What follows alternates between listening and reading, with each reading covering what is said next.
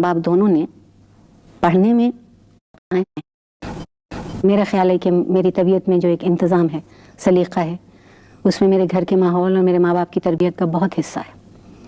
और उसकी शायद वजह यह है कि मेरी नस्ल को सिखाया जाता था कि होने के बावजूद अपने आप को कैसे संभाल के रखते हैं और कितना एहतियात से चलते हैं। अब जो मेरे देखते देखते ये पैमाने बदल गए हैं। अब ये है ना कि ना होने के बावजूद किस तरह आगे बढ़ के जाते हैं।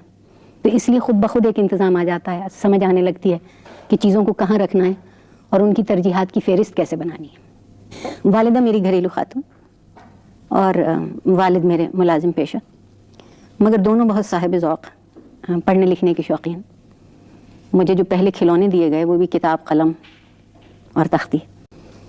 और मेरे माँ बाप दोनों ने पढ़ने में, लफ्ज़ों में बहुत तवज्जो दिलाई। एक उम्र तक तो पढ़ के सुनाया और जब चाट पड़ गई तो कहा पढ़ना सीख लो।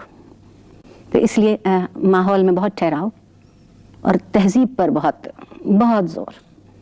मेरे वालिद कहते थे कि कुछ बनो या ना बनो, मगर एक अच्छा इंसान बनने की कोशिश करना। दोनों वालिदैन का मुहज़्ज़ब करने पे बहुत ज़ोर था।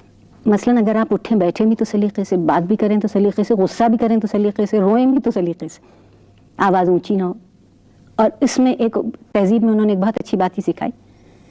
मेरी माँ हमेशा कहती थी कि शिकायत करना तमीज़दार लोगों का शेवा नहीं होता।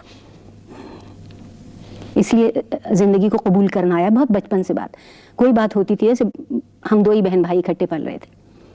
और ये भी कहूँ कि बड़ी अजीब बात है कि मेरे बचपन में बहन और भाई में हमारी तरबियत में कोई फ़र्क नहीं किया गया, बल्कि उसके साथ ज़्यादती हुई होगी, मेरे साथ नहीं हुई। बचपन में आदमी ख्वाब तो देखता है, सभी देखते हैं। मैं अभी तक देखती हूँ।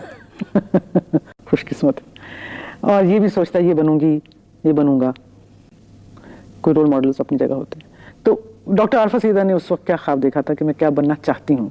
मुझे लगता है मेरे अंदर इतनी गहरी ये बात खोद दी गई थी हर लम्हे कि एक अच्छा इंसान बनो। मैंने कभी भी नहीं सोचा था कि मैं एक साहिब माश और पेशावर खातून की हैसियत से मेरी ज़िंदगी इख्तिताम को पहुँचेगी।